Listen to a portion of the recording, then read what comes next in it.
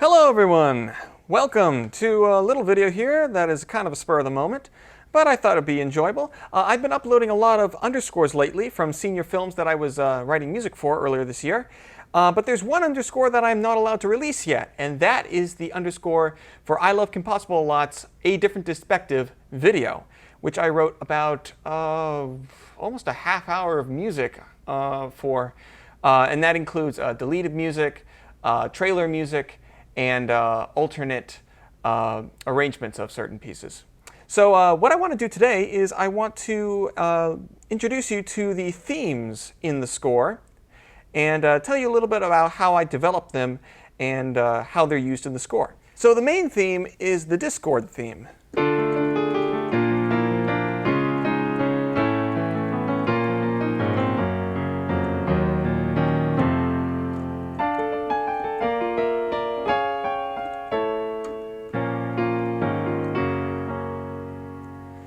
And that came about, I think it was the first theme that I composed for, no, it was actually, I believe it was the second theme. The first theme that I composed, we'll get into later. So this theme came around. I put it in the key of D minor, D for obvious reasons. You know, D for Discord. Oh well. So, D minor, and the theme had to be somewhat questionable, but at the same time, like, it needs to be playful, it needs to be kind of questionable, like I said before, but in essence, it is a good theme, because that is the perspective that ILoveKimPossibleAlot has on the character of Discord. He is a mischievous character, but at the root, at the core, he is a good guy. So that's what the theme had to represent. So start with a minor chord there. So it's like, well, who is this Discord guy? Major chord? Well, he doesn't seem such a bad guy. No, he really isn't a bad guy. But he makes us question sometimes. Now, originally, I had the theme in a jazzy waltz. You can already tell, if you're a musician, you can tell it's in 3/4. 1, 2, 3, 1, 2, 3, 1, 2, 3. You could argue it's in 6/8 too, but I think I wrote it mostly in 3, which is a waltz tempo, or excuse me, not tempo, but a waltz time. So originally I had it in a jazzy sense, so I'd go like this.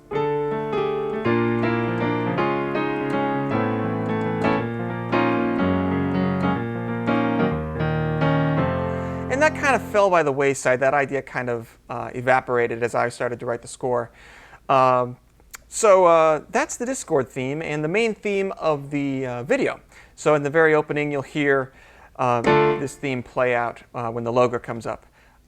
So the second theme in this underscore is the ILoveKimPossibleAlot theme, the KP theme, the theme that follows KP's OC throughout the course of the video. And her theme goes like this.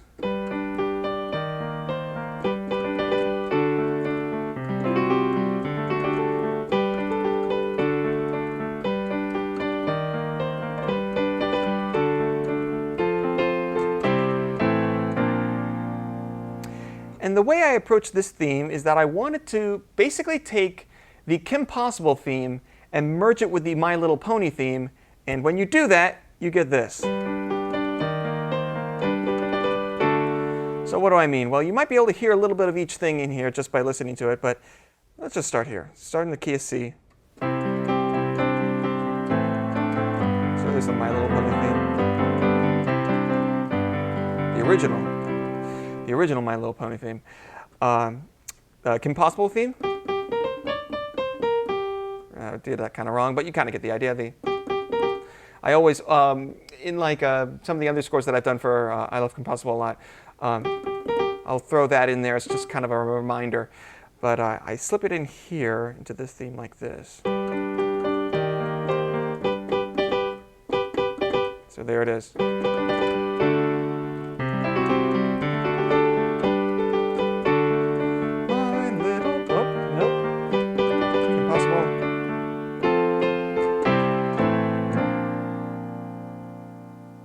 So that is KP's theme.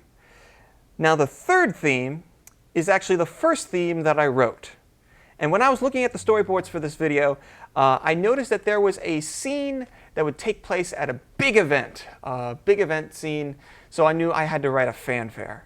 And so once again, I kind of tap into that My Little Pony theme without explicitly stating it, but turned it into a fanfare.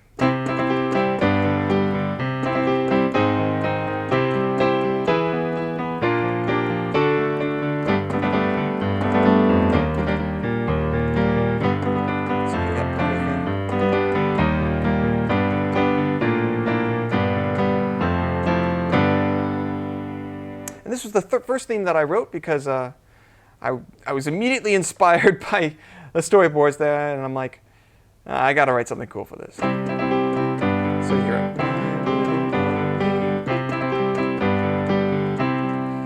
And that's that theme in a nutshell. It was a lot of fun to do.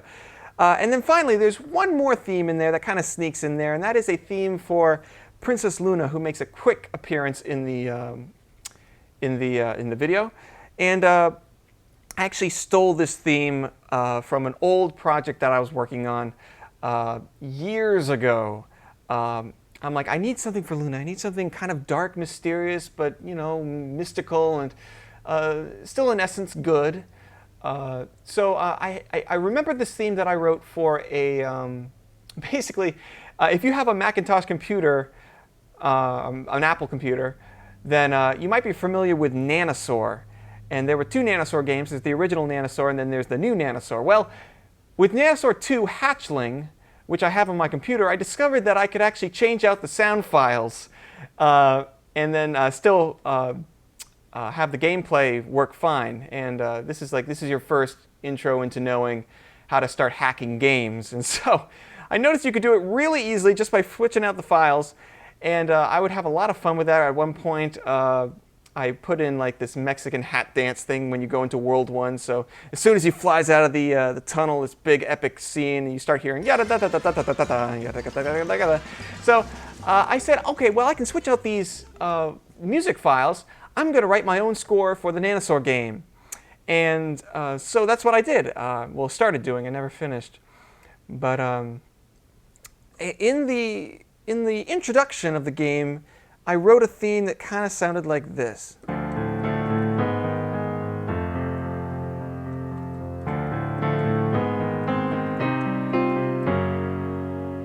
Except it wasn't quite that elegant. It was more utilitarian.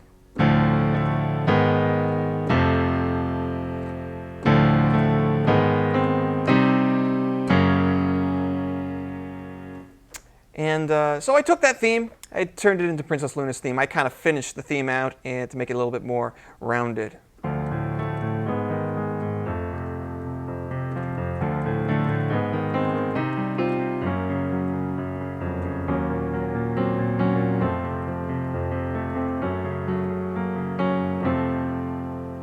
And so that makes a brief appearance in the score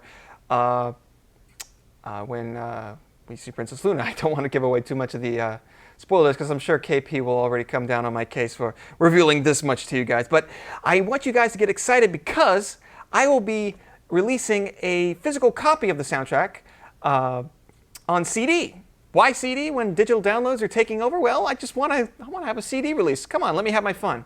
So pre-orders are available right now, and here's the link on the screen. And it's only $5, and really I don't see any of that money because it all goes into producing the CD, and any leftover money gets filtered into charity. So it's always it's a good cause. You get a CD copy, you get a bunch of bonus tracks on there, and we'll even sign the CD for you. KP will sign, I will sign, and Lightning Runner, who wrote a remix of my themes, is also going to sign it. So yeah, and then if you're going to TrotCon this year, I am officially going to TrotCon. I bought all my stuff last week, and so I got the room, I got the tickets, I got the flights, I got the flights back. I almost forgot about that part there. And then if I am able to print out the CDs, then I will be lugging around hopefully a huge sack of CDs, which I'll just be giving away to anybody who is interested in the CDs since they'll already be paid for. So yeah, get excited. A Different Dispective video will be released in July. July 15th will be the premiere at TrotCon, and then July 18th will be the day that it is released on YouTube and for everyone else in the world to see. I'll also be releasing the digital version of the soundtrack then, which will be for immediate download. The difference between the physical copy and the digital copy won't be much. There might be a few tracks missing, depending on how evil I want to be. But the big thing is that you won't get that physical copy, and you won't get the autographs of everybody involved. So yeah, get excited, and I'll see you guys. Maybe I'll see you guys at TrotCon. Maybe I'll get to talk to some of you guys online. That's all I got to say. So see you later.